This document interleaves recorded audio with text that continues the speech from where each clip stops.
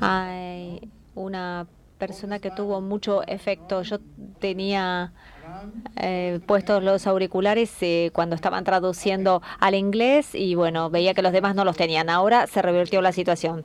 Muchas gracias por la invitación. Es un placer para mí estar con ustedes, especialmente en este día tan especial para la Argentina. Felicitaciones a los equipos que trabajaron tan duramente para poder estar aquí.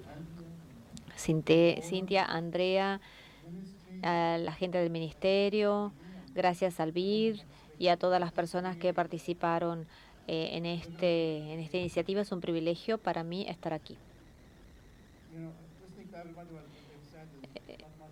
Bueno, se dijeron muchas cosas, no sé si hay mucho más que yo podría agregar, simplemente algunas ideas de lo que yo he aprendido. Les voy a mostrar qué es realmente lo que es la adopción de BIM. Cuando hablamos de que la Argentina está pasando a una adopción paulatina de BIM, ¿qué significa realmente? ¿Qué incluye esto? ¿Cuál es el rol de cada uno de ustedes aquí presentes en esta transformación que es tan importante, que está sucediendo en todos lados? Entonces, una cosa que nosotros siempre decimos es que la transformación digital se está acercando cada vez más, pero eso ya no es cierto porque la transformación digital ya está entre nosotros, está alrededor de nosotros, omnipresente, y nosotros tenemos que abrazarla, tenemos que subirnos a esa ola y tenemos que ser muy buenos surfistas, como son los australianos. Entonces, yo no voy a hablar de lo que es transformación digital. Ustedes saben más de ella que lo que sé yo para el caso. Pero voy a hablar de cuál es el modelado de información de construcciones en este ámbito. Más que nada de eso vamos a hablar. Ustedes esto lo saben, esto es mucho bla bla, basado en la nube, automatización, robótica, etcétera. Entonces, la pregunta es, ¿cuál es el rol del modelado de la información de construcciones en este aspecto, el BIM? Hay muchas definiciones de BIM. Todas de ellas son erróneas. Y todas son correctas, dependiendo del punto de vista de cada uno. Lo que importa es que representan las transformaciones digitales que estamos viviendo hoy en día y las podemos resumir hoy en día con 3 letras, B-I-M, BIM. Obviamente se utilizan otras terminologías como por ejemplo Industria 4.0 y otros términos. Para nosotros y en aras de la simplicidad, todo esto dentro de la industria de la construcción lo vamos a denominar BIM. Cuando hablamos de BIM, no estamos hablando de tecnologías. Estaba teniendo una conversación con mi amigo Mario cuando estábamos paseando por Buenos Aires, qué ciudad tan linda.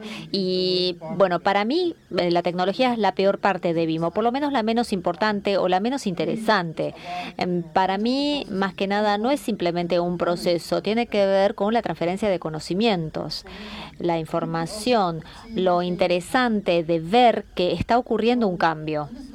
Y es muy importante tener en cuenta que la cuestión no pasa por la tecnología es como la chispa que enciende la hoguera. Mañana va a aparecer una nueva tecnología y se va a hablar de nuevo transformación digital. Entonces, la tecnología no es tanto el tema.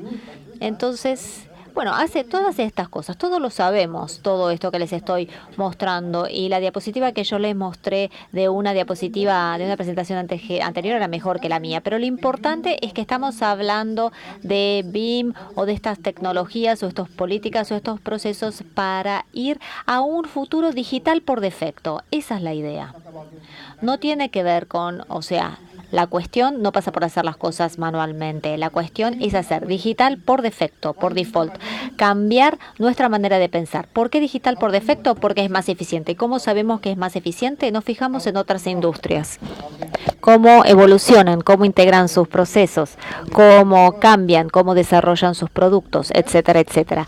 Salvo que empecemos a pensar que con digital por defecto, vamos a perder mucho de lo que han ganado otros. Tenemos que mantenernos a raya, tenemos que llegar a ese tren. Entonces, ¿qué es la adopción macro BIM? Vamos a hablar de lo que es adopción macro BIM o adopción BIM macro y por qué estas políticas son importantes. Entonces, macro.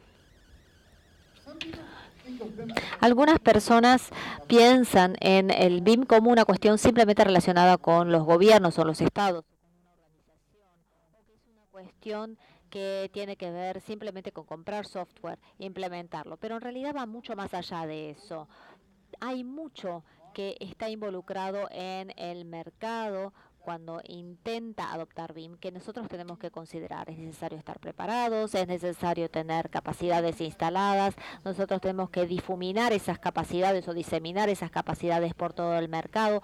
Ayer estábamos teniendo una charla en la Cámara de Construcción, nunca me acuerdo del nombre entero, les pido disculpas. Y lo que decíamos es que si ustedes nos fijamos en una compañía y vemos que una pequeña parte de esa compañía adoptó la transformación digital en forma eficiente, mientras que el resto de los departamentos no lo hicieron, la eficiencia de esa área va a subir, pero esto es algo que se aplica a todas las organizaciones, donde una pequeña cantidad de equipos nada más se beneficia de estas herramientas digitales. Se puede ver que la mejora en el rendimiento no es tan alta. Si nos fijamos en una compañía, la adopción para que sea realmente exitosa tiene que estar difuminada, diseminada. Todo el mundo tiene que trasladarse hacia esa iniciativa. No vale la pena tener un pequeñísimo grupo de personas con una altísima eficiencia y una mayoría de las personas con baja eficiencia, porque uno juzga a la compañía a través del eslabón más débil. Esto también sucede en escala macro.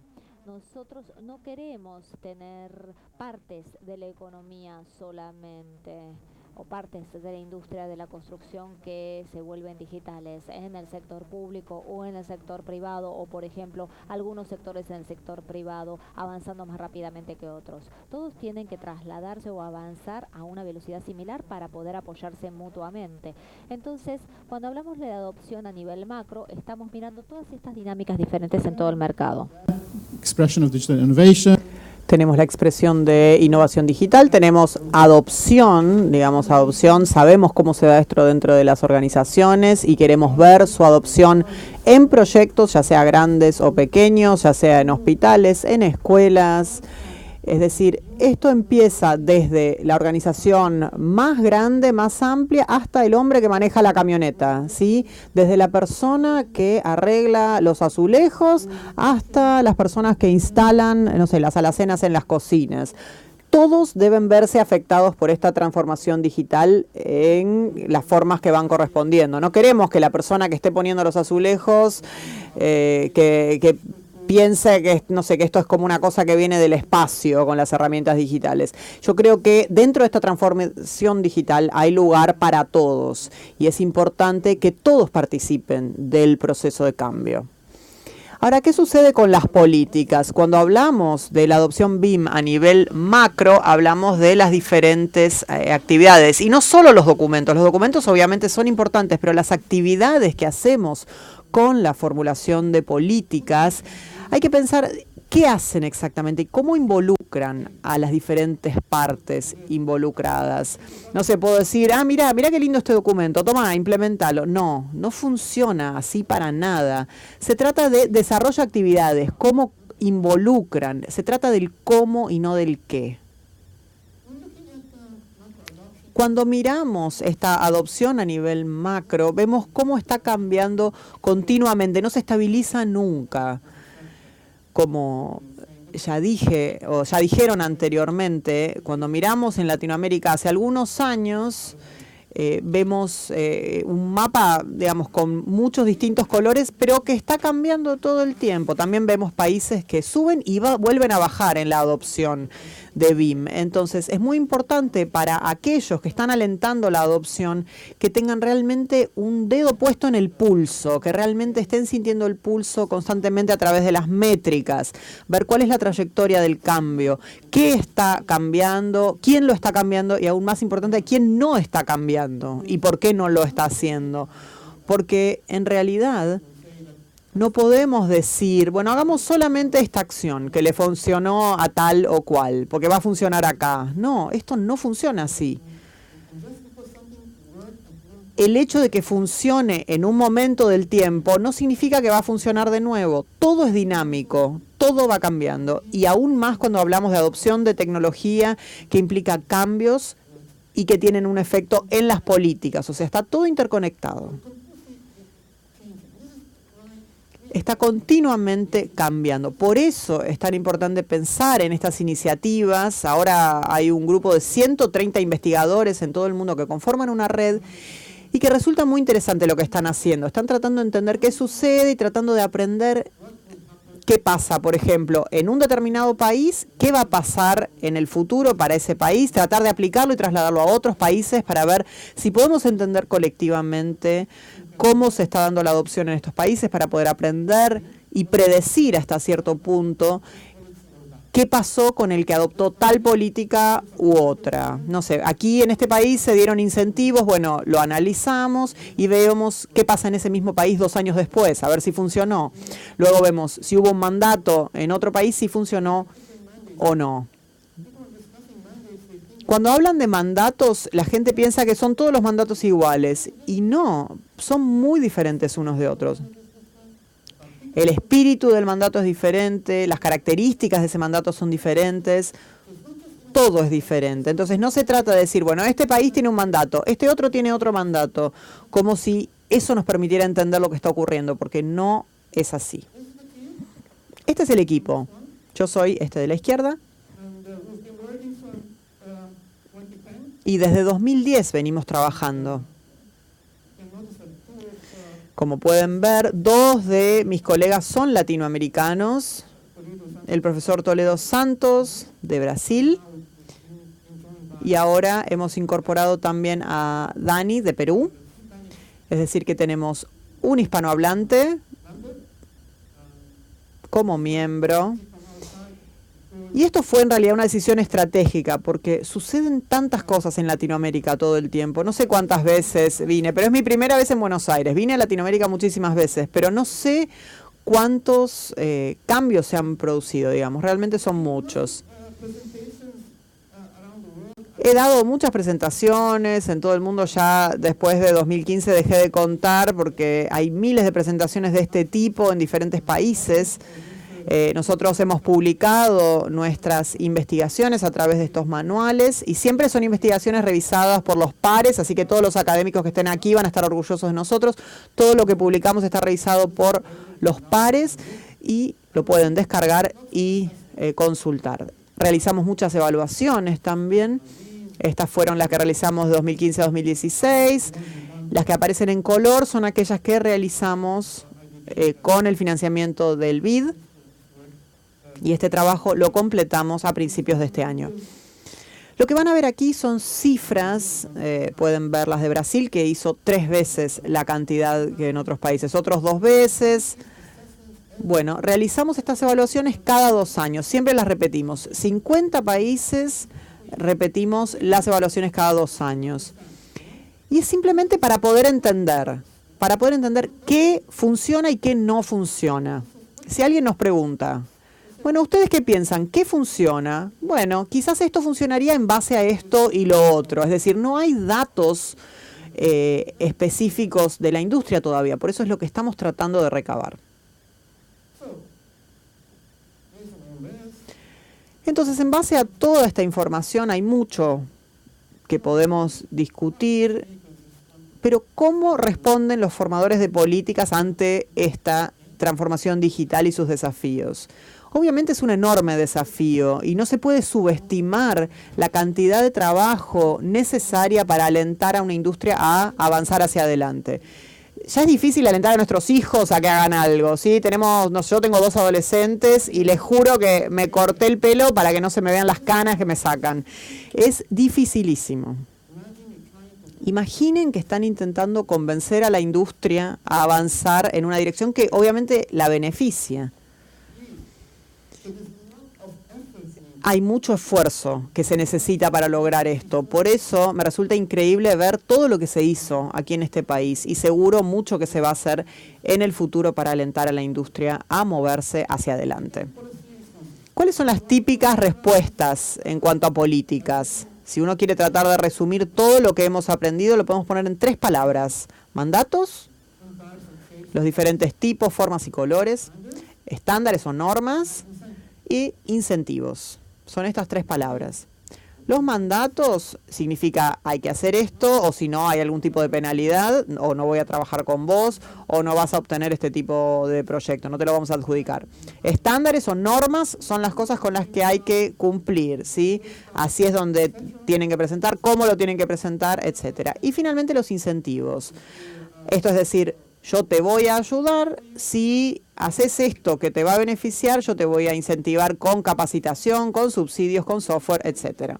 Entonces, típicamente todo lo que vemos alrededor del mundo acerca de lo que está pasando a nivel macro gira en torno a estos 3 conceptos. Y podemos quizás hablar de cuáles son más efectivos. Fíjense aquí, algunos ejemplos recientes.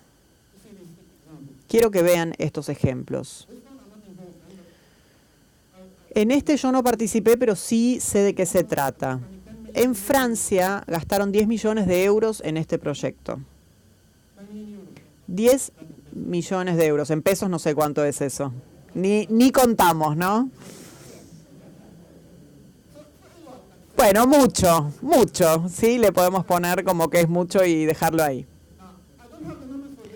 No tengo las cifras precisas, pero son 7 millones de dólares canadienses. Y yo participé de este proyecto, así que estoy ayudando a este grupo.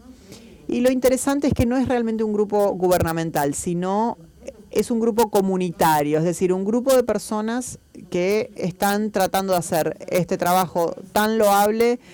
Y el gobierno ha dicho, quiero invertir y quiero dedicar este dinero a la industria de la construcción. Ustedes están haciendo muy buen trabajo, tomen, les doy este dinero, gástenlo en capacitación, en hacer evaluaciones, en incentivar a las personas. Y bueno, les puedo contar muchos detalles de este proyecto porque yo participé de él. El tercer caso que quiero mostrar es de Hong Kong. Y quiero que se fijen en una cosa en particular. Miren este punto. ¿Quién es el cerebro que puede hacer la cuenta a pesos de esta cantidad de dólares? Bueno, muchísimo, ¿no? Muchísimo dinero gastado. ¿Y esto qué nos indica? ¿Que no sirve para nada esto? ¿Que BIM es algo que ni tenemos que considerar? ¿O nos dice que los formuladores de políticas deberían hacer algo al respecto? ¿O deberían estar haciendo otra cosa? ¿Qué opinan? Es muy importante, estas cifras reflejan su importancia. Digamos, uno no tiene que gastar tanto, obviamente, es mejor si se gasta tanto, pero no hace falta gastar tanto para realmente cambiar la industria. En Hong Kong tuvieron que gastar esta cantidad porque es una economía bien verticalista, o sea, tienen que hacer que las personas, no sé, hay que realmente mimarlas y darles de todo para lograr que avancen. Y a la vez hay que penalizarlos si no lo hacen. O sea, es un sistema de incentivo y penalidades y tiene que ser a través de mandato, es como que tiene que ser obligatorio. Y esto es un poco lo que está sucediendo en distintos puntos del mundo. Ahora bien, ¿cuál es el rol de los gobiernos?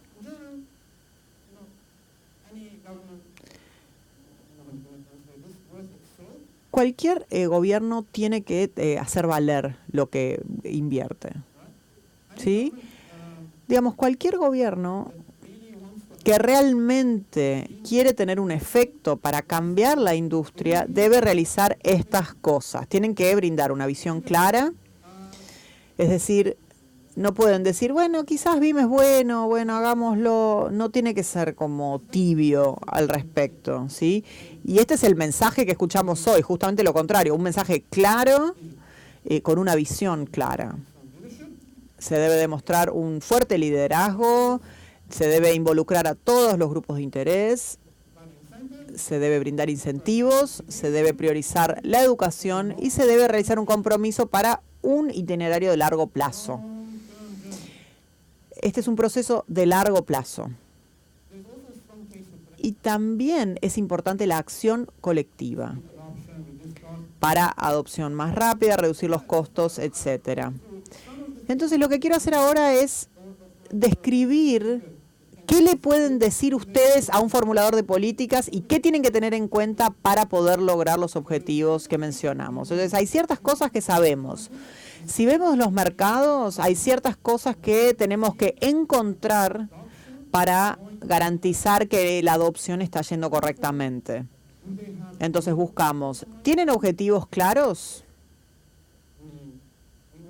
Es decir, queremos llegar aquí para este momento en el tiempo y estos son los pequeños pasos para lograrlo. Hoy lo hemos visto esto, ¿sí? Por la hoja de ruta esto está implementado. ¿Tenemos drivers o tenemos defensores? Los champions, los defensores son la gente que realmente promueve acciones al respecto y que están convencidos y que realmente quieren que todos piensen como ellos. Pero si están solos y aislados, no sirve. Necesitan un driver, alguien que los impulsa, alguien con un mandato, con un conjunto de reglas o con algún tipo de autoridad que las personas admiran y que realmente empujen este proceso hacia adelante. Necesitamos entonces estos defensores y estos drivers o impulsores. Necesitamos un marco normativo. Necesitamos también muchas publicaciones al respecto. Me está llamando mi esposa, me parece. Necesitamos entonces muchas publicaciones, muchos estándares, guías, normas, protocolos, todo tipo de documentación. Ya vimos que Andrea mencionó las que hay y va a haber muchas más. Podemos ver qué hay disponible, podemos ver si hay una norma, pero sin especificación. Hay un protocolo, pero tiene casos de estudio. Todo este tipo de información debe ser analizada para poder mirar el mercado y ver qué cosas faltan. En base a eso podemos invertir o adoptar lo que hicieron otros países, adaptarlo a nuestra realidad para lograrlo. Y contar con indicaciones de aprendizaje. Es decir, el país tiene un marco educativo y marco educativo no es solamente hablar de BIM en universidades. Es mucho más amplio, es mucho más importante a nivel vocacional.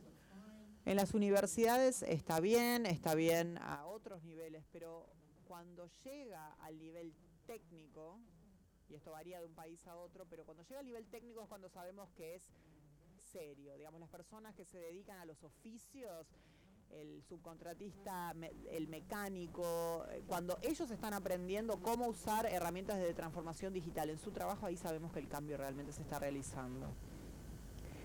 Luego, benchmarks o estudios comparativos. Esto en general no está, pero es muy importante, porque si no tenemos mediciones y comparaciones, no sabemos si estamos avanzando en la dirección correcta. Y preferentemente, mejor tener una persona externa que lo haga, alguien tercerizado. Luego, los entregables y lo que es estandarizado. Todo esto también es fundamental. Hay muchas inversiones que se están realizando en tecnología, en infraestructura, y esto se trata de software, de hardware, de velocidad de la red. Digamos, si uno quiere una adopción a nivel macro, sin ver estas pequeñas islas de productividad, sino realmente un mar de productividad, necesitamos esa red y necesitamos que la velocidad de esa red sea de un suficiente nivel para realmente colaborar con todas las regiones. Se puede hablar de muchas otras cosas, pero creo que nos estamos quedando sin tiempo. Cada uno de estos aspectos se pueden medir según el nivel de madurez del país. Todas estas investigaciones han sido publicadas, las pueden consultar. Y solo quiero decir una cosa más, para resumir. Los mercados son interesantes. cuando nosotros analizamos diferentes mercados, notamos dinámicas diferentes en cuanto a la adopción. Son muy diferentes. En algunos mercados, el gobierno es muy verticalista, digamos, de arriba hacia abajo. Ya lo mencioné a Hong Kong como ejemplo. ¿Qué es esto? ¿Alguien sabe? ¿A quién se le ocurre qué es esto? El gobierno. Bien, es el Parlamento de Canberra. Canberra es la capital de Australia. Este es un error bastante común, pero sí, es la capital. Entonces, bien verticalista, como dije. También escucharon hablar de verticalista, pero de abajo hacia arriba, digamos, una pequeña compañía adoptando algo, promoviéndolo y haciendo que suba hacia arriba, hasta que las empresas más grandes lo adoptan. Pero hay una tercera dinámica que la llamamos la organización intermedia, es decir, son organizaciones medias, por ejemplo, en Brasil, la empresa de electricidad en Quebec, también como ejemplo. Este tamaño de empresas que adoptan BIM y entonces va hacia abajo porque llega a la cadena de abastecimiento, pero también hacen lobby para el gobierno para que ellos lo adopten también. Entonces, si yo quiero invertir dinero en algo, yo lo invertiría en estas empresas para que se corrijan y se adapten las cadenas de abastecimiento, para ayudar a que se produzca esta conexión, ¿sí? No solamente ver de arriba hacia abajo. Y también descubrimos que todos se copian de los otros. Las empresas chicas se copian de otras empresas chicas, las empresas de mediano tamaño se copian entre ellas y los gobiernos también se copian entre ellos. Es interesante determinar quién se copia de quién. ¿Sí? Ah, me estás copiando, esto yo ya lo vi, o yo me estoy copiando de vos. Entonces, cambiar los colores no sirve, ¿sí? No es lo único que se necesita. Entonces, ¿qué modelo es mejor cuando vemos esta diapositiva? Hay algunas diapositivas más. ¿Cómo pueden hacer los formuladores de políticas para alentar la adopción BIM? Y creo que me he quedado sin tiempo, pero la idea básicamente es que los diferentes formuladores de políticas pueden ser algunos pasivos, otros activos y otros van a ser asertivos. Pasivos es, bueno, sí, BIM es bueno, podés avanzar. Activo son aquellos formuladores de políticas que van a decir, te voy a educar, te voy a capacitar, te voy a incentivar y te voy a rastrear lo que haces también. Y está el asertivo, y el asertivo es el que dice, esto te sirve, esto es bueno, no me digas que no te sirve, porque sí es bueno para vos. Uno lo logra aplicar y lo controla, ¿sí? Y de estas combinaciones hay miles a lo largo del mundo. Y esto depende de la cultura en general. Algunas personas no se mueven a menos que los formuladores de políticas sean así. Les voy a dar un par de cuestiones acá. Nosotros hicimos un estudio en Irlanda en el año 2019 y en el año 2019. Como pueden ver, el cambio es mínimo. Esto es con mucho esfuerzo de parte de los formuladores de políticas. Ellos no tienen un mandato claro, pero hay mucho esfuerzo, muchas personas que se están esforzando. ¿Qué es lo que nos muestra esto? En primer lugar, esto es una linda gráfica. Esto lo armé yo y me siento muy orgulloso. Y en segundo lugar, el cambio ocurre tan lentamente. Todas estas inversiones, todos estos esfuerzos que hemos visto, no se puede esperar que el próximo mes o el próximo año se vaya a ver un cambio un cambio mayor. Es como un slow burning, ¿no? Es como de a poquito. No hay que frustrarse porque es piano piano. ¿Quién es responsable? Esto fue cubierto antes también por parte de Sebastián. Hay 9 diferentes tipos de capas que son responsables. Uno no solamente puede confiar en el gobierno, hay muchos otros jugadores que están involucrados, asociaciones, las comunidades de práctica o las comunidades profesionales. Por ejemplo, en Quebec, por ejemplo, hay muchas personas que están interesadas en este tema y juegan un rol súper importante, representan mucho dinero. Hay un grupo que se dedica a construir edificios inteligentes y demás.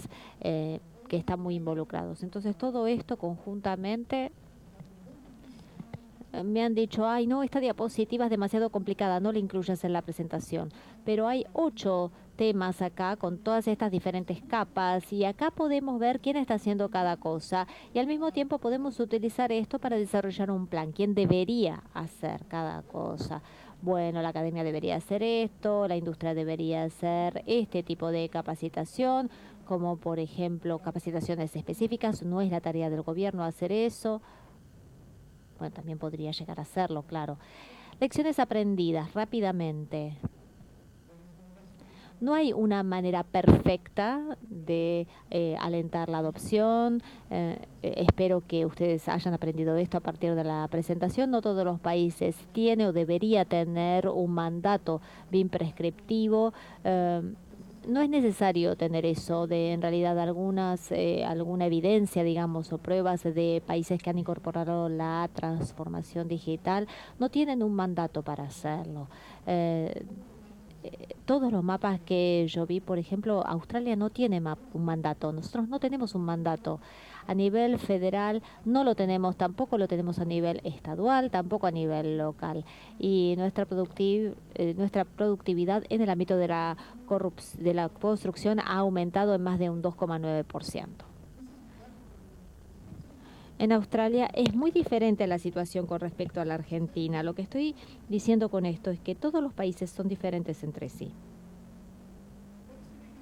Los formuladores de políticas tienen que comprometerse e incentivar. Eso tenemos que aprender. Si hay un driver y hay incentivos, claramente se puede ver el cambio. Pero es necesario trabajar en forma conjunta. Uno tiene que lograr incentivos con una cantidad importante de ahorros y lleva un tiempo importante, un largo tiempo. Bueno, es muy importante colaborar. La colaboración a lo largo y a lo ancho de la región es algo muy importante. Es muy importante lo que escuché de parte del presentador de Chile, por ejemplo. Está muy bueno poder ir a otro lado y aprender lo que están haciendo otros países. La cuestión pasa por aprender mutuamente. Es súper importante y esto va a ahorrar muchísimo tiempo, mucho dinero, mucho esfuerzo. Y alguien va... Probablemente esto que se cubra en alguna otra presentación, pero bueno, en resumen entonces, la transformación digital empieza con la adopción a lo largo de todo el mercado y esto va de la mano con acciones coordinadas a nivel de política. Entonces, ¿cómo se hace esto? Es necesario tener esfuerzos unificados. Esto lo podemos ver en algunos países, por ejemplo, donde diferentes ministerios o diferentes áreas de gobierno pelean entre sí para poder posicionarse como un X departamento. Traten de evitar esto porque es necesario colaborar, el esfuerzo unificado, esfuerzos colectivos por parte de las partes interesadas de la industria. No podemos depender de un par de grupos de stakeholders para que lo hagan. Es necesario tener a todos los stakeholders trabajando juntos y obviamente si uno tiene suerte, uno se va a encontrar, por ejemplo, si uno está en una región donde está este sentir de colaboración, este ánimo de colaboración, también con el impulso del BID, que nos da algunos incentivos para esto, que les da algunos incentivos, todo esto es muy importante. Tengan en cuenta que el cambio lleva tiempo. Mucho esfuerzo, mucha perseverancia, paciencia para todo el mundo. Entonces, en base a todo esto, ustedes ya empezaron. De hecho, esta presentación estuvo preparada antes de que yo viera todos los avances que ustedes hicieron. Pero bueno, la idea es empezar ya mismo, no demorarse. No se puede perder tiempo. Muchas gracias.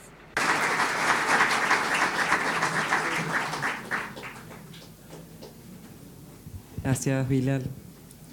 Bueno, ahora va a pasar Carolina Soto, directora de Plan Bien Chile.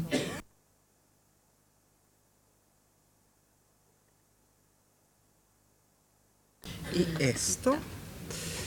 Y Plan Bien Chile.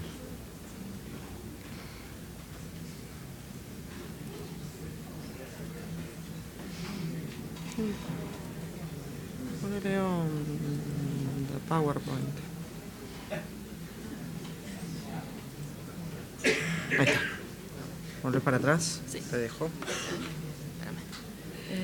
F5. Anda medio para Ahí está, afuera. ahí está. gracias. Esa huevada, Carlos. Ya. ¿Está? Ya, súper. No, con eso está. Ya. Hola. Hola, yo soy Carolina Soto y primero quiero saber si realmente alguien aquí todavía quiere seguir escuchando de BIM o ya se les acabó la paciencia con esto, ¿no? ¿No? ¿Sí? Les puedo hablar de mi perro, de mis viajes, si no... Espero que tengan todavía ánimo para escuchar un poquito más de BIM. Yo, tuve una conversación larga con Andrea cuando me invitaron a participar y me pidió que hablara de muchas cosas además de BIM. Así que traté de resumirlo todo en esta presentación. Espero poder cubrir todos los temas y que salgamos a tiempo para almorzar, que yo sé que todos tenemos hambre. Les voy a contar de la estrategia que hicimos en Chile y de las distintas acciones. Obviamente la parte de qué es BIM a esta altura me la salto. Pero sí les quería hacer también un breve contexto de la industria de la construcción nuestra y por qué decidimos desde el Estado partir con esto, el 2015-2016, que son números que yo sé que a ustedes les van a hacer mucho sentido, digamos, y Nayib también lo mencionaba algo. La industria de la construcción es parte importante del PIB, del empleo, pero sin embargo es poco productiva, todos lo sabemos a esta altura. Y además teníamos otro estudio que decía que además si nos comparábamos con Estados Unidos éramos solo un 48% productivo, o sea, construíamos menos de la mitad. Y lo peor de todo, que no está en este slide, es que el número iba bajando. En un año era 52, 53% y 2 años después era 48%, o sea, íbamos cada vez peor. Y las razones de eso tenían que ver con fragmentación de las etapas y de los actores de un proyecto, o sea que no colaboramos, que cuando hacemos cada una de las etapas de un proyecto por separado, cuando la información tiene que pasar de una etapa a otra, no llega realmente, no llega la información que se necesita, perdemos mucha eficiencia ahí. Tenemos pocos métodos avanzados de gestión de la información, tenemos proyectos cada vez más complejos y los seguimos manejando de la misma manera que hacíamos hace 10, 20 años. Cada vez nos piden ir más rápido, cada vez los proyectos tienen más sistemas, pero seguimos manejando la información como si estuviéramos haciendo casas en los 80 o en los 50 a veces. Tenemos una mano de obra poco capacitada a distintos niveles. La industria de la construcción en Chile no es una industria que esté en permanente actualización, como sí lo hacen otras industrias. Con esto no me refiero solo a los trabajadores que están en la obra, sino que me refiero también a nosotros, los arquitectos, los ingenieros. Tampoco hay una cultura de seguirse capacitando de la educación continua. Y finalmente tenemos una industria que le llamamos industria por una costumbre, pero más bien es una artesanía muchas veces. No tenemos mucha industrialización, no tenemos componentes prefabricados masivamente, digamos, hay casos, pero no es mucho. Y obviamente el BIM, les han contado muchas cosas, es muy bueno, pero no es mágico y no vamos a usar el BIM para solucionar todos esos problemas, pero sí nos decidimos enfocar en esos dos, en la fragmentación y en cómo gestionamos la información de un proyecto. Y estos datos son del MOP, de hecho son generados aquí por Nayib en su época de MOP, que nos decían que, bueno, ¿qué importa esa productividad? Bueno, esa productividad lo que estaba haciendo en el Estado, por ejemplo, en el Ministerio de Obras Públicas, es que prácticamente todos los proyectos se modificaban, había un 30% de retraso de los tiempos y había un sobrecosto de un 6%, que no suena como tanto, pero para una economía como Chile, perder al año 140 millones de dólares al menos en proyectos es mucho dinero. Y de hecho cuando nos vamos a decir, bueno, pero ya, bueno, es plata, es como abstracto. Pero con el Ministerio de Vivienda, cuando ellos hacían el ejercicio de decir para qué nos habría servido esos 385 millones de dólares que gastamos en sobrecostos en los últimos 4 años, una de las cosas era que nos habría servido para construir 10.000 viviendas para familias vulnerables. O sea, tenemos 10.000 familias que hoy día siguen viviendo en tomas, que le llamamos nosotros, o sea, en sitios que muchas veces no tienen agua, no tienen electricidad, o siguen viviendo de allegados con otros familiares que podrían tener una vivienda hoy día. O sea, cuando lo llevamos a cosas concretas, esa eficiencia es crítica. que usemos bien los recursos del Estado, haciendo más productiva nuestra construcción es clave. Y entonces, ¿qué es BIM? Esta parte me la voy a saltar, pero y aquí está la definición que nosotros usamos basado en Bilal-Zucker, pero sí quiero hacer el énfasis en esto. Siempre, o teníamos la discusión de que BIM, qué sé yo, y el foco nuestro fue decir, ok, cuando el Estado le pida BIM al sector privado en sus proyectos, siempre va a estar pensando en que no solo en la tecnología, sino que en cómo la tecnología, los software nos van a ayudar a cambiar la manera en que trabajamos. O sea, cómo vamos a hacer, porque podríamos usar BIM y ser igual de ineficientes, podríamos usar los software, pero seguir sin colaborar, sin comunicarnos, seguir manejando mal la información, y por lo tanto el foco está puesto en usar el BIM, en usar los software BIM, para generar realmente una metodología BIM de trabajo que se enfoque en colaborar y que se enfoque en que eso puede pasar en todas las etapas de un proyecto, no solo en el diseño y construcción, sino que también principalmente en la operación, donde, como mostraba antes Nayib, se van gran parte de los recursos realmente del desarrollo de edificación o infraestructura. Y cuando parte Plan BIM, que ya les voy a contar dónde está ubicado, qué sé yo, en 2015-2016, no es que el BIM no se estuviera usando en Chile. El BIM se estaba usando, no tanto en el sector inmobiliario, esto es más reciente, pero se estaba empezando a usar en minería, se estaba empezando a usar en energía, se estaba usando en proyectos de infraestructura. Por lo tanto, no es que nosotros hayamos llegado a decir, a contarles como esta es la pólvora, digamos, esta es una cosa que inventamos o que trajimos, es nueva, sino que el foco estuvo en decir, ok, queremos usar BIM como Estado, queremos usarlo para mejorar nuestros números, pero, y esto ya está pasando, pero lo que se necesita es organizar ese requerimiento, darle una consistencia, darle una estandarización, porque si no, finalmente el BIM nos va a generar solo más confusión y no vamos a lograr alcanzar esos beneficios de productividad y sustentabilidad que se estaban pidiendo. O sea, nuestro rol como Plan BIM desde el Estado no tiene que ver con haber traído algo novedoso, sino que simplemente decir esto que ya está entrando y que cada vez va a ser más masificado. Bueno, necesitamos que para que traiga beneficios sea un requerimiento estandarizado. Y bueno, y BIM también se estaba pidiendo fuertemente en hospitales en Chile desde el 2012, principalmente pensando en la coordinación tridimensional. Y voy a volver a ese punto muy pronto. Yo también hice un mapa, súper novedoso. Pero sí quiero decir, Bilal, ojo, que mira, nosotros tenemos en gris, y gris significa que tienen estándares y que el uso de BIM está generalizado. ¿Viste? Pero no hay mandato, hicimos la tarea. Pero quería hacer un punto, porque cuando estaba sentada decía, bueno, todos trajimos el mismo mapa o mapas muy parecidos. ¿Por qué todos lo ponemos? Y creo que es súper elocuente. Creo que dice mucho del BIM.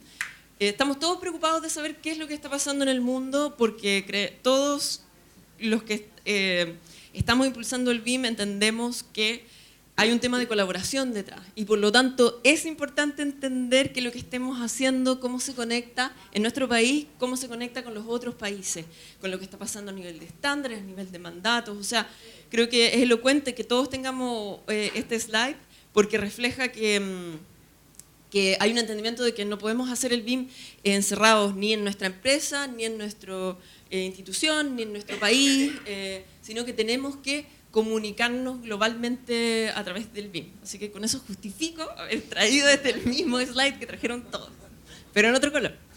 Y cuando nosotros partimos, bueno, dijimos, no vamos a inventar la rueda, estamos en el 2015 y estamos atrasados.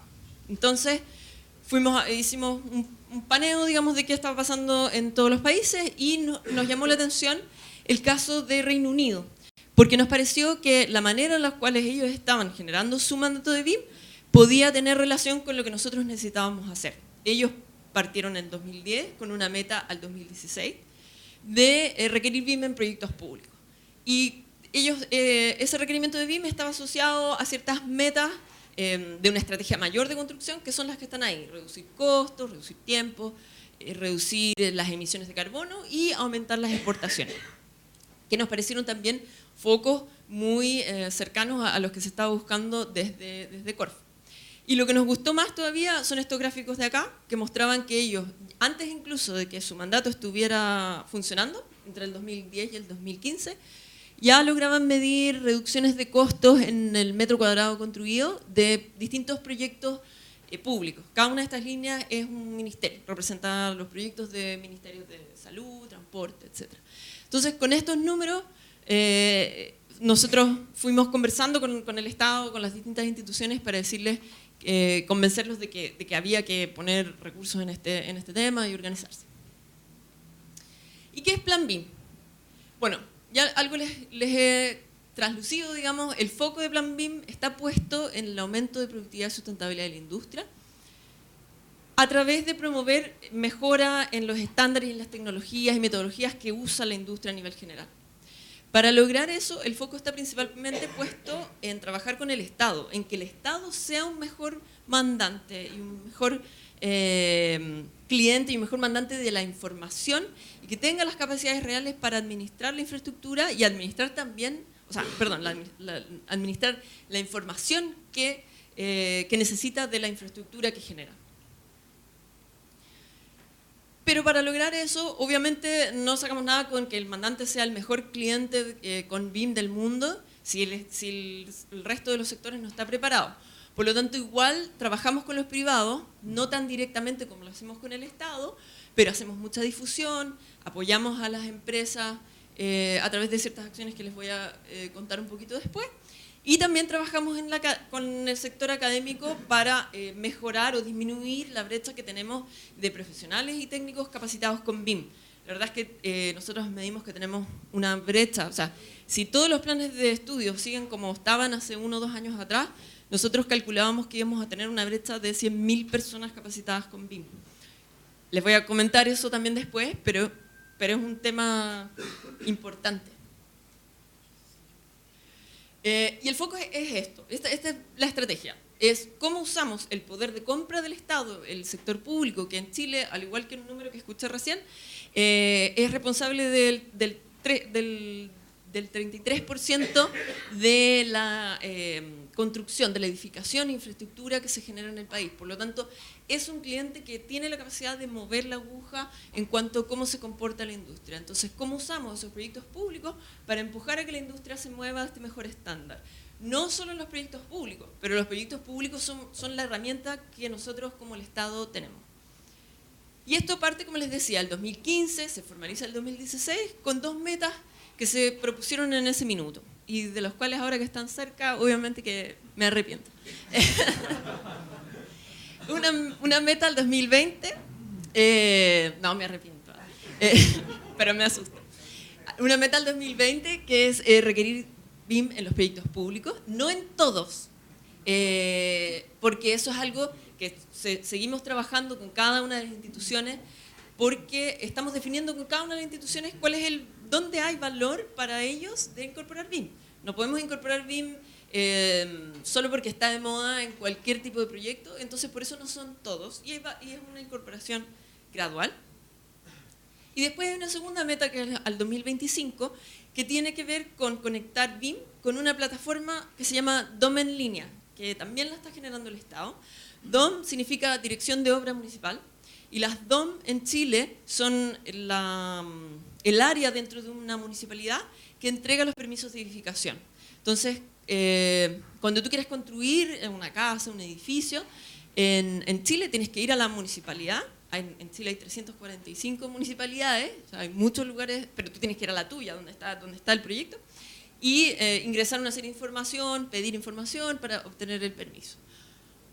Obviamente eso no es un proceso fácil ni rápido y tiene mucha burocracia involucrada, y por lo tanto el Ministerio de Vivienda, en conjunto con la Cámara y con otras instituciones, están generando una plataforma para poder hacer todos esos trámites en línea. Y eso lo que se busca es, bueno, permitir que la gente no tenga que ir físicamente a hacer todos estos trámites, pero principalmente reducir los plazos y también reducir mucha discrecionalidad que hay respecto de cómo se otorgan esos permisos. Entonces, al 2025 lo que estamos buscando nosotros es que, además de que esté esa plataforma en línea, yo pueda ingresar el proyecto a través de un modelo.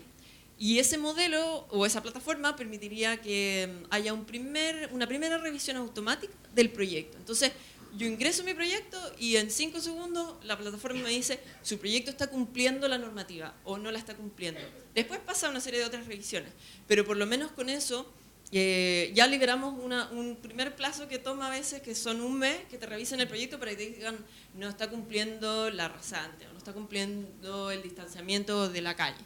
Entonces, con eso también buscamos hacer mucho más eficiente porque muchas veces, sobre todo las inmobiliarias, se quejan mucho de que los proyectos finalmente para ellos se frenan porque los procesos de permisos son tan largos y complejos que eso les genera mucho sobrecosto, etc. Entonces, se busca cruzar esas dos cosas y obviamente ahí el requerimiento pasa a ser solo de proyectos públicos a ser de proyectos privados también, porque ese proceso lo tienen que hacer todos los proyectos.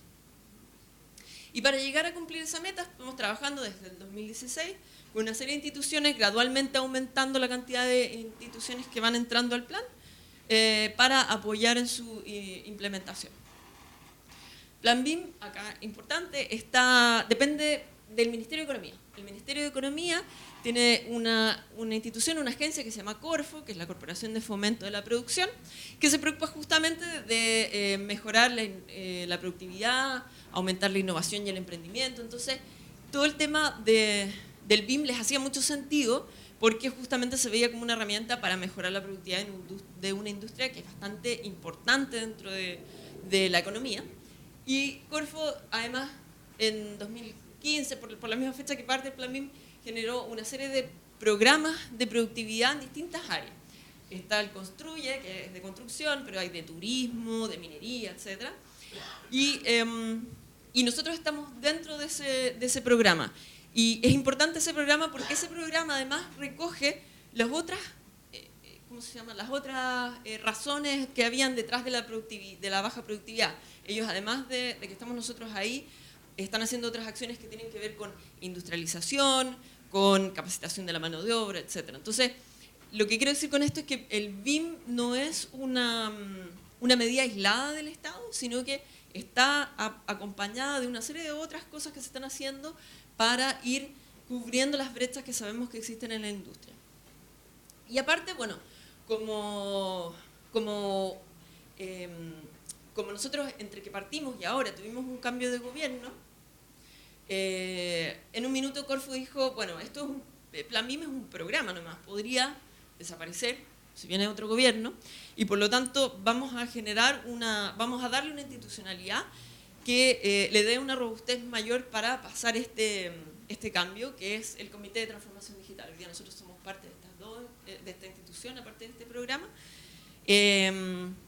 y con eso tenemos una espalda mayor respecto de financiamiento y de gobernanza. Y bueno, y cuando parte el Plan BIM, aparte de estar impulsado por Corfo, Plan BIM parte a través de un convenio de colaboración que firman originalmente 7 instituciones, pero que hoy día tiene ya 18 instituciones. O sea, lo que quiero decir con esto es lo impulsa el Ministerio de Economía a través de Corfo, pero tiene asociado una serie de otros ministerios. De partida todos los ministerios que realmente generan infraestructura, porque el Ministerio de Economía no genera infraestructura. Pero sí lo hace el Ministerio de Obras Públicas, el Ministerio de Vivienda, el Ministerio de Salud, Educación, etc. Entonces, todos ellos firmaron un acuerdo que dicen que van a trabajar en la incorporación de BIM, etc. Y aparte también tenemos, bueno, la Cámara de la Construcción, que sabíamos que era clave también incorporar al sector privado a este desarrollo, y una serie de otras, las policías, el Codelco, que es la empresa de la minería del Estado. Entonces, hay una serie de instituciones y todas están trabajando en distintos grados para incorporar BIM dentro de su proceso. Y este slide me lo hice para un tip, para acordarme de una serie de cosas que Andrea me pidió que les diga, y si no lo pongo aquí se me olvida. Creo que no, perdón. Primero, hay una cosa clave que yo veo que ustedes acá la tienen dominada, digamos, que tiene que ver con el apoyo de las autoridades. Yo sé que aquí Bilal les contaba de lo top-down, bottom-up y middle bottom-up. Y yo creo que aquí, bueno, voy a hablar por Chile. Yo creo que en Chile bueno, en Chile venía hace mucho tiempo tratando de incorporar BIM, y el BIM estaba pasando, yo les decía, pero no había logrado avanzar más que hasta cierto punto.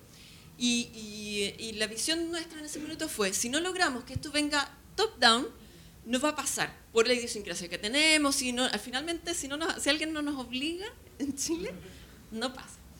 O pasa muy lento, qué sé yo. Entonces, en nuestro caso, fue clave conseguir el apoyo de las autoridades. Y partimos con los ministros, teníamos la presidenta hablando del BIM. Entonces, eso ayudó mucho en primer momento a que las instituciones no se resistieran. Decían, es que la presidenta me mencionó, así que lo tengo que hacer.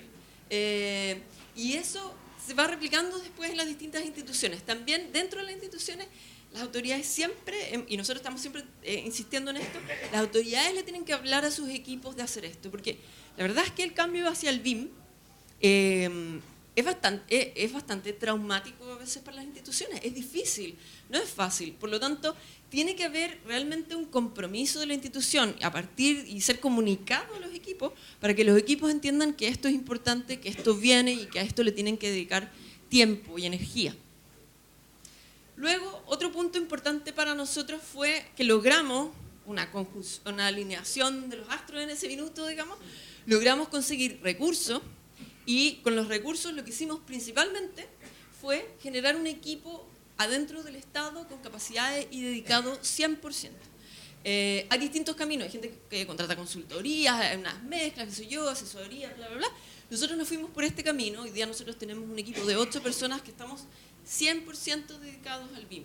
Y para nosotros, por lo menos, creemos que no habría funcionado de otra manera. ¿Por qué? Porque esa persona del Ministerio de Obras Públicas que tiene que hacer proyectos o de vivienda, si tú mañana más encima le dices, y además usted está encargado de hacer todo lo que tenga que ver con BIM, esa persona colapsa. Su trabajo no es el BIM, su trabajo es que el hospital se construya, que la carretera se construya, y tiene que estar enfocado en eso. Entonces, no le puedes pedir tantas cosas, ni de tiempo, ni de capacidades.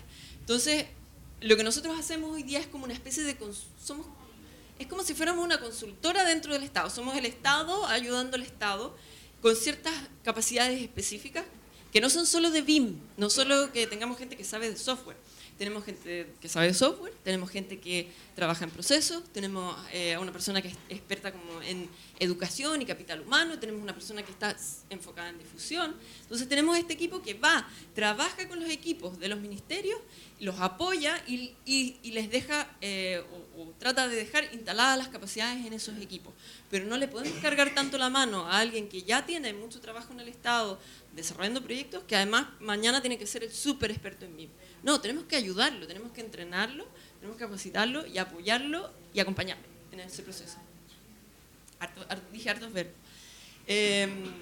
Y lo otro que hicimos también, que para nosotros también fue clave, fue aprender de la experiencia internacional. Les decía ya antes, fuimos a ver lo que estaba haciendo Reino Unido, vimos que nos parecía una estrategia extrapolable en cierta medida a lo que nosotros necesitábamos hacer, y por lo tanto hicimos un convenio de colaboración y también nos ganamos ciertos fondos para que ellos nos hicieran una primera ayuda en la estrategia. Y recogimos muchas cosas de la estrategia británica, pero también aprendimos que no nos puede copiar ninguna estrategia de otro país. Quizás entre los países acá tenemos más cercanía, hay más, es más fácilmente transferible, pero así todo hay diferencias. Pero nosotros con Reino Unido tenemos kilómetros de diferencia. Y lo voy a decir con una anécdota. Estábamos en este taller, que Inayu también estaba, y en un minuto ellos nos empezaron a describir cómo licitaban los proyectos.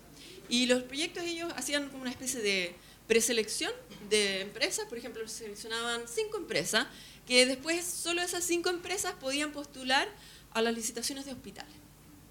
Entonces entonces uno de los chilenitos preguntaba, oye, ¿y cómo se aseguran de que las empresas no se pongan de acuerdo? Y así, una se gana la licitación una vez, la otra la otra, la otra la otra. Y el inglés se está para atrás y nos mira así con esta cara, voy a tratar de imitar, ¿así? Y dice, pero si eso es ilegal. Y nosotros lo miramos con cara de ¿cuál sería el problema con eso? Entonces, ahí uno se da cuenta que no es... Hay temas económicos, pero también culturales, que no se puede copiar. Entonces, nosotros aprendimos muchísimo de la experiencia británica, pero después hicimos la bajada a nuestra realidad, a nuestra cultura, economía, sociedad, etcétera, clima. Bueno, y el otro, déjame ver si tenía algún otro tip que no anoté ahí que tenía que decir, para que no me reten después. ¿Sí? ¿Muy bien? Ya. Sí, muy bien. Y lo otro importante tenía que ver con, aparte de que yo les decía, hay una serie de instituciones que firmaron un papel formalmente, se sacaron una foto, es importante tener a la mayor cantidad de instituciones, asociaciones involucradas, porque el BIM, de nuevo, es un cambio tan complejo que si nosotros hacemos las cosas entre cuatro paredes, después se las pasamos, nosotros veíamos que íbamos a tener una resistencia gigante. Por lo tanto, todas las cosas que nosotros hacemos, las hacemos en base a mesas de discusión donde participa sector público, privado y academia, y por lo tanto, una vez que después se lanzan, ya tienen la visión de esos sectores. Por lo tanto, eso nos ha ayudado mucho a disminuir la resistencia al cambio, generar apoyo y generar documentos que son robustos y que realmente reflejan lo que la industria necesita. Y la estrategia que tenemos tiene 5 líneas, que son las mismas que tiene Argentina. Institucionalidad, estandarización, capital humano, tecnología y comunicación. Y los dos fuertes para nosotros son estos dos. Lo que hacemos con estándares y lo que hacemos con capital humano. El tema tecnológico es un tema que hay que verlo. Y de hecho, por ejemplo, lo que nosotros hemos visto en este caso tiene que ver con involucrar a las casas de software. Tenemos un acuerdo con 7 casas de software que están presentes en Chile vendiendo distintos software que de BIM o que se relacionan con BIM, y estamos siempre viendo cómo involucramos a más, y eso nos ayuda mucho a generar acciones específicas en conjunto con ellos, a tener el apoyo de ellos, a ver cómo los apoyamos. Entonces, son importantes, no es lo único importante, pero son importantes. Y también quería hacer énfasis en el tema de la comunicación y difusión. Cuando nosotros partimos y teníamos una línea específica de difusión, nos decían, pero eso es un error, porque en el fondo todo esto se tiene que difundir. Sí, es cierto. Pero en el caso de un cambio cultural, metodológico tan grande como el BIM, nosotros dijimos, no, necesitamos resaltarlo, porque necesitamos llegar con este mensaje de cambio a mucha gente, a muchas empresas. Y necesitamos estar siempre poniendo ojo en eso. Por lo tanto, nosotros tenemos un constante mostrar, contar, porque se generan muchos mitos respecto de las cosas, de qué es BIM y para qué sirve y cómo se usa. Entonces, estamos siempre preocupados de ese tema. Si bien, insisto, estos dos para nosotros, estándares y capital humano, son los más relevantes. Y por eso, en la última parte de la presentación, les voy a hablar de capital humano y de lo que estamos haciendo con estándares. Primero, cuando partimos haciéndolo, o por ahí por el 2016, cuando ya estábamos un poco avanzando, nos empezamos a dar cuenta que empezaron a surgir en Chile una serie de nuevos cargos. Los BIM managers, los BIM expertos, los BIM, una serie de cosas. Y la verdad es que nadie sabía lo que era un BIM manager, nadie sabía lo que era un experto BIM, nadie sabía si los tenía que contratar o no, etc. Entonces decidimos hacer a través de mesas una discusión con la industria acerca de, cuando usted hace un proyecto tradicional, cuáles son los roles que están involucrados. Y luego cómo extrapolamos eso a un proyecto con BIM. Y llegamos a la definición de estos 5 roles: dirección de un proyecto en BIM, revisión, modelación, coordinación y gestión. Y cada uno de esos roles, a cada uno de esos roles se les asignó una serie de capacidades, 42 capacidades respecto de lo que tienen que saber hacer con la información y ciertas competencias que tienen que tener, sumado a la experiencia que ya tienen que tener en sus carreras, de sus carreras o de sus disciplinas normales. Entonces, igual esto lo mencionó algo Andrea recién, así que no voy a entrar en detalle, pero no son cargos, no son una nueva disciplina. Casi iban a empezar a aparecer nuevas carreras, que eran los BIM managers. Y nosotros atajamos, no, eso no tiene sentido. Una persona que modela un proyecto en BIM, bueno, si va a modelar la arquitectura, primero tiene que saber de arquitectura, tiene que ser un arquitecto o una carrera afín, y luego le vamos a incorporar ciertas herramientas de BIM. Pero el BIM no es el centro de lo que esa persona sabe hacer. O si va a coordinar un proyecto de electricidad, bueno, tiene que saber cómo se diseña un proyecto de electricidad, qué normativa aplica para que no haga después barbaridades con los ductos eléctricos. Entonces, y el BIM viene después a apoyar ese trabajo, pero no es el centro. Entonces, definimos esto. Bueno, y lo interesante son estos dos roles que aparecieron. Uno era la revisión de proyectos en BIM. Nos dimos cuenta que iba a haber mucha gente en el Estado que tenía que revisar proyectos con BIM, pero no los iba a diseñar. Por lo tanto, teníamos que capacitar a esa gente con ciertas competencias que eran distintas a una persona que modela, que coordina, etc. Y el otro rol interesante que nos apareció también tiene que ver con la dirección. Cuando yo hablaba de que tenemos una brecha de 100.000 personas, no quiero decir que hay 100.000 personas en Chile que tenemos que ir a enseñarles un software. Lo que quiero decir es que hay 100.000 personas que tienen que participar en proyectos con BIM y que tienen que saber ciertas cosas dependiendo del rol que juegan. En el caso de un director, estamos hablando de un gerente de una empresa o de una autoridad de una institución. Esa persona no tiene que saber un software, pero sí tiene que saber el valor estratégico para su organización de usar BIM. Tiene que saber comunicarle a sus equipos el valor de eso para que ese cambio pase. Entonces, hay distintos roles y esos distintos roles tienen que tener distintas capacidades según lo que tienen que hacer. Y con esa información nos fuimos a trabajar con las distintas carreras, o sea, escuelas de arquitectura, ingeniería, construcción. Ahora estamos trabajando con los centros de formación técnica, para que ellos fueran incorporando estas competencias en sus mallas. Pero no como cursos, porque cambiar una malla curricular es larguísimo, sino esas competencias que están en la matriz, cómo ellos las iban incorporando. Esta es una malla de todos los años de una carrera, cómo las iban metiendo en distintos cursos que ya tienen, pero que la idea es que vayan incorporando ciertos temas de trabajo colaborativo. Por acá habrá alguna tecnología, pero no es todo lo que les vamos a enseñar, claramente. Ah, qué bonito. Se me quedó un aviso ahí. De algo que no puse, voy a seguir. Pero les quiero decir en todo caso, dije, lo que pasa es que no alcancé porque la encuesta nacional se lanzó el miércoles en Chile. El miércoles, ¿cierto? El miércoles en la noche, entonces estamos bien, ya. No me pidan tanto, ayer volé. Entonces, tenemos una encuesta nacional BIM que se lanzó el miércoles y que lo que muestra es que el uso de BIM ha ido bastante en aumento. No voy a entrar en los detalles, después al que le interese les puedo dar el link, pero esa encuesta no la hacemos nosotros, la hace la Universidad de Chile, pero va mostrando que hay una tendencia al aumento fuerte, pero de nuevo, lo que dice Bilal, es un proceso lento. O sea, yo querría que esa encuesta diga que el 100% de los arquitectos, ingenieros, constructores usa BIM, no es así, pero vamos viendo la tendencia al aumento.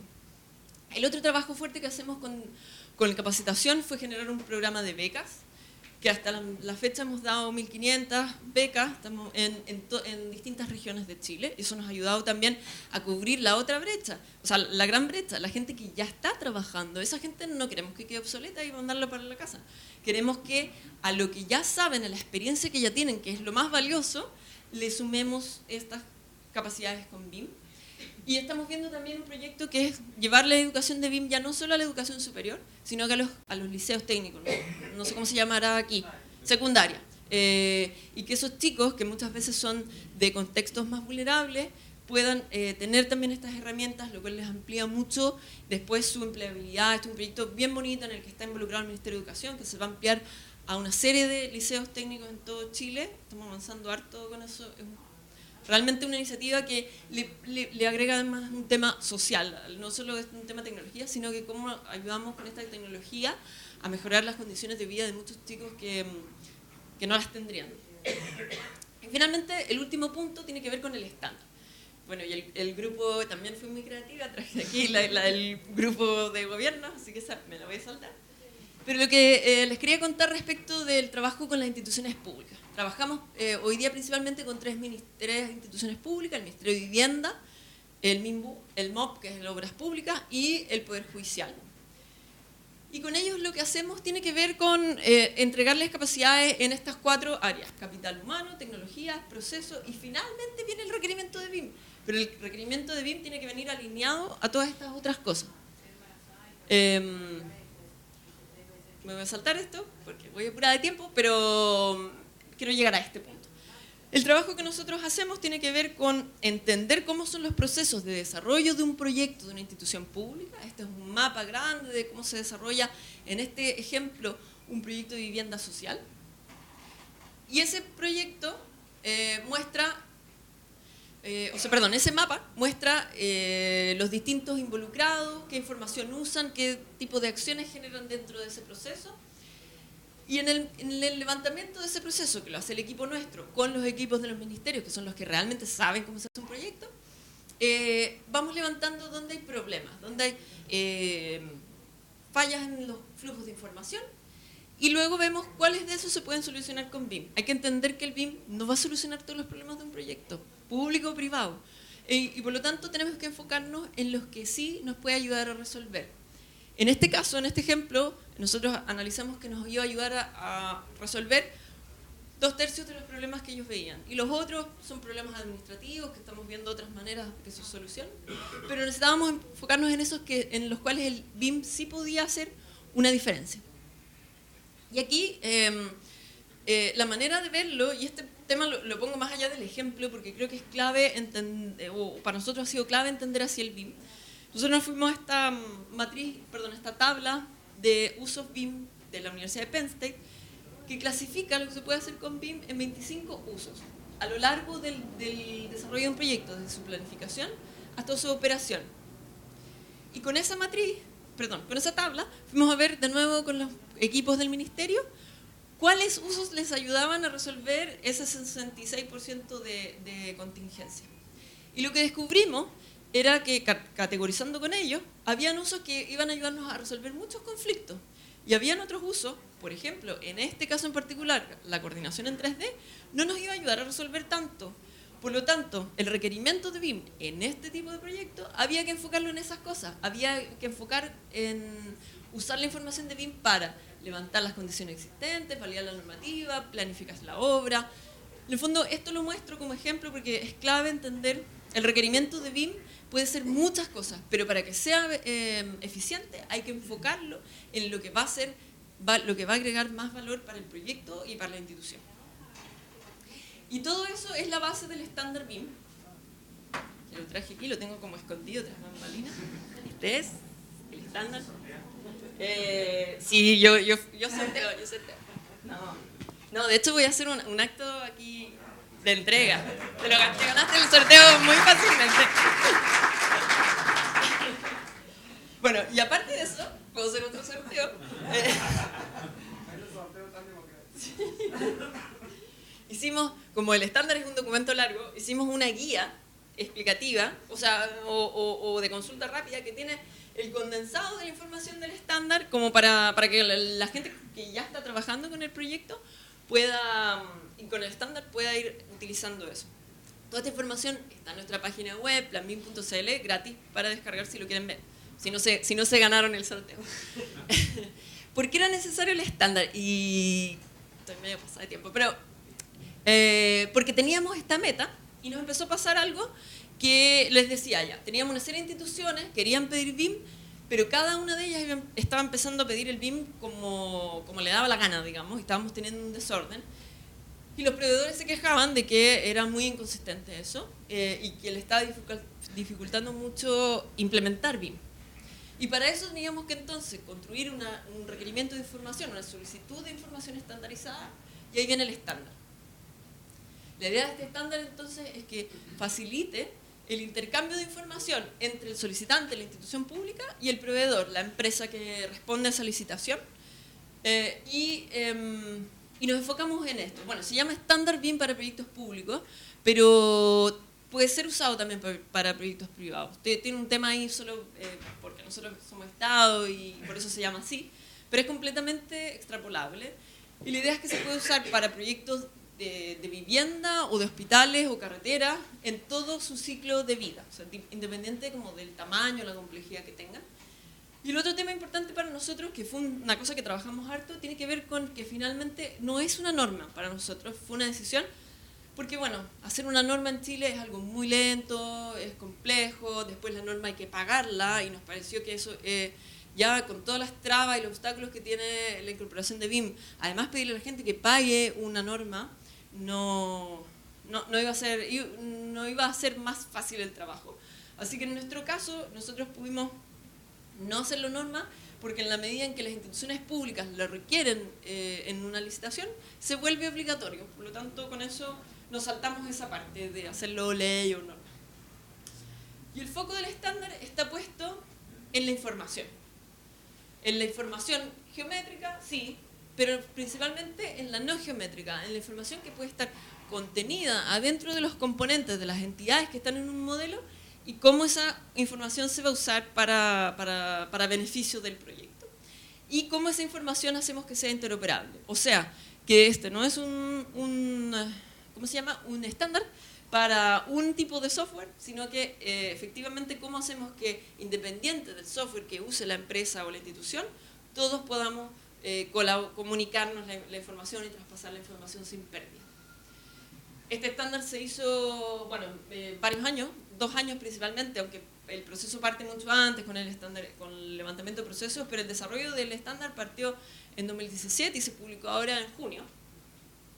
Y primero fuimos a ver todos los estándares internacionales y nos quedamos con algunos que fuimos analizando: Estados Unidos, Reino Unido, algunos de Escandinavia, Australia con NATSPEC, Singapur, y fuimos levantando información de cada uno de ellos, porque obviamente era mucho más fácil, de nuevo, traducir uno y usarlo.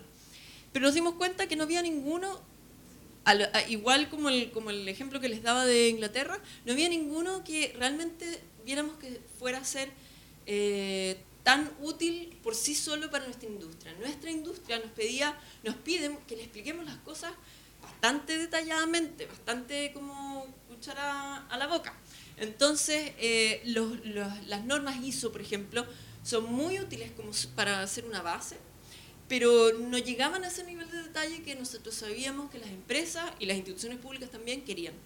Y por lo tanto, lo que decidimos hacer después de eso es generar una base, un documento base para discusión que estaba basado en las normas de esos países que les mostré, y protocolos, guías, etc. Pero luego crear una mesa de discusión en la que participaron todas esas instituciones, que sesionamos todo el año, nos juntábamos cada 2 semanas todo el año, el 2018, a discutir y validar el contenido. Y la verdad es que el contenido fue variando bastante en base a la visión de estas distintas instituciones. Y le dedicamos mucho esfuerzo. Muchas veces uno dice, sería mucho más fácil ser menos democrático y hacerlo nomás. Pero la verdad es que después el costo de eso sabemos que va a ser alto. Y otra cosa que quería decir, además de todo, de tener un documento después validado por esa mesa, pasó por una consulta pública, por lo tanto tuvimos los últimos retoques de una visión ya más global de toda la industria. Y ese documento lo que hace, bueno, les decía que se preocupa del flujo de información, de cómo el solicitante pide BIM y cómo el proveedor lo responde. Ese es todo el foco. Y entonces vimos, esa solicitud de información tiene que estar enfocada en un objetivo. Tiene que la institución ser capaz de decir, yo quiero usar BIM para disminuir mis sobrecostos, bla, bla, bla, bla. O para velar porque el proyecto realmente cumpla las normas. Tienen que haber objetivos definidos, claros por la institución. Y a eso nosotros le ayudamos a la institución a entender cuáles son sus problemas y entonces en qué se debiera enfocar. Y luego tienen que haber entregables muy definidos que sean siempre en pos de cumplir esos objetivos. Yo sé, suena como obvio cuando yo lo pongo aquí en este slide, pero la verdad es que los requerimientos de BIM que nosotros veíamos en el Estado de Chile antes de esto no eran así. Pedían BIM, queremos modelos BIM. O incluso a veces pedían una marca de software en particular y no decían para qué. Y eso genera mucho conflicto, porque es como yo te pido un camión, yo quiero un camión, y si tú tienes que pagar ese camión, me vas a traer un camión chiquitito, 3/4, de 3 ruedas, si se puede. Y yo estaba pensando en uno de esos de container. ¿Y cómo llegamos a un punto intermedio? Si nadie dijo realmente que estábamos entendiendo por un camión. Entonces, eso les decimos. Si usted quiere un camión, diga qué camión, cuántas ruedas, qué sé yo, y para qué lo va a usar. Si lo vaya a usar para helado, bueno, tiene que estar refrigerado. Entonces, son cosas distintas. Y luego, el proveedor puede responder con 3 tipos de entregables. El plan de ejecución, o sea, antes de hacer un proyecto con BIM, me tiene que hacer la empresa o las empresas un documento donde me explica quién va a ser responsable de la información, en qué etapa se va a ingresar, con qué software, con qué capacidades tienen esos equipos realmente para manejar esa información, etc. Plan de ejecución de oferta y plan de ejecución después la empresa que se lo adjudica. Modelos, sí, modelos son importantes, y documentos. Y aquí también quiero hacer una pausa. El sector público en Chile no tiene nunca los suficientes recursos para lo que quiere hacer, como en todos lados. Nosotros nos ha tocado mucho atajar al sector público y decirle, usted no tiene que comprar tanto software como cree. La mayor parte de las cosas que usted quiere revisar en un proyecto, estoy perdiendo público allá atrás. Voy a terminar. No se vayan, por favor. Les juro que me queda solo este slide y las conclusiones. La información que usted quiera revisar, usted no va a hacer un modelo, no necesita un software para hacer un modelo, necesita un software para revisar y que se lo entreguen en un formato que puede leer en ese software. Y todos esos software, o muchos de esos software son gratis. Entonces, ojo, el Estado no tiene que invertir grandes recursos en esos software, porque puede revisar información gratuitamente y además, incluso si lo pide bien, ni siquiera puede que tenga que abrir los modelos. Si usted quería revisarlas, asegurarse de que los costos están bien o las cuantificaciones están bien, usted puede pedir que les traigan esa información en una planilla Excel o en un PDF. Y entonces su equipo o sus personas del mundo público quizás ni siquiera tengan que meterse a abrir el modelo, solo tienen que revisar esta información y con eso asegurar ciertos datos y cierta información del proyecto. Y para regular eso, el estándar define estos 4 conceptos: usos BIM, lo que les mostré antes, tipos de información, qué información tiene que estar adentro del modelo para que realmente hagamos esos usos BIM, niveles de información que son asociados o son esto está basado en los laws de Estados Unidos, los niveles de detalle que tiene que tener la información que está dentro de esos modelos, y después estados de avance de la información. Usted, mandante, no me puede pedir que en un modelo yo le entregue información para operación si yo estoy en diseño, porque no sé qué equipos van a poner, no sé quién los va a fabricar. Entonces, la información, esta parte tiene que ver con que la información se tiene que ir pidiendo a medida que realmente puede estar disponible y no antes. ¿Ven? Era cierto. Entonces, en resumen, como los temas con los que cierro. BIM, bueno, ya lo dijo mucho Vila, BIM es la transformación digital y necesitamos hacer foco no en la tecnología, sino que en los procesos, en los estándares y que nuestros equipos tengan las capacidades realmente para llevar a cabo esos procesos. Los objetivos nuestros están en la productividad, están en la calidad, en la sustentabilidad. Bueno, el nuestro es un plan a 10 años con metas. Eso es importante, tener metas asociadas que puedan ser, que las empresas entiendan y las instituciones entiendan cuándo se les van a exigir o para dónde se tienen que mover, para ponerle prisa también al cambio. La estandarización de capital humano, la transferencia metodológica a los equipos públicos y finalmente que el BIM es clave el esfuerzo del sector público porque ayuda a ordenar la cadena de proveedores de un proyecto. Pero es clave también el sector privado, que yo sé que lo tienen incorporado acá, y la academia, para que empujen desde las tareas que les tocan a ellos este cambio gigante que es el BIM. Y con eso termino. Muchas gracias.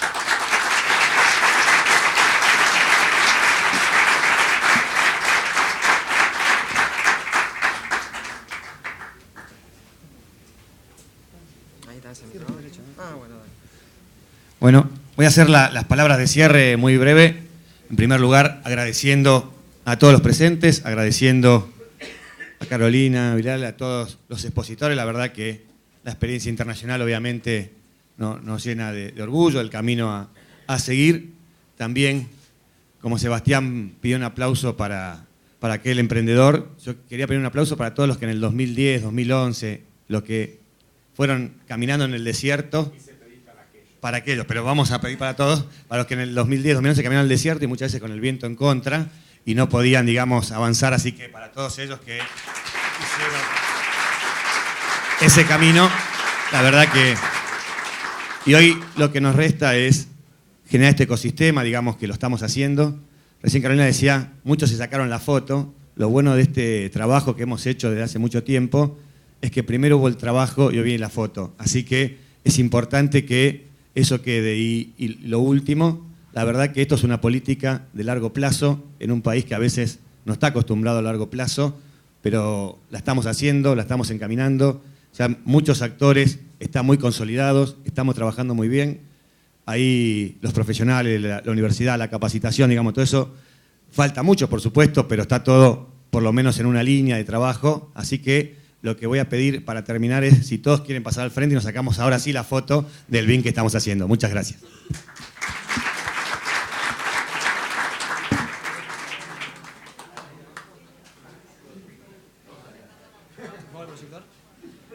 Sí. Muy bien, muy bien.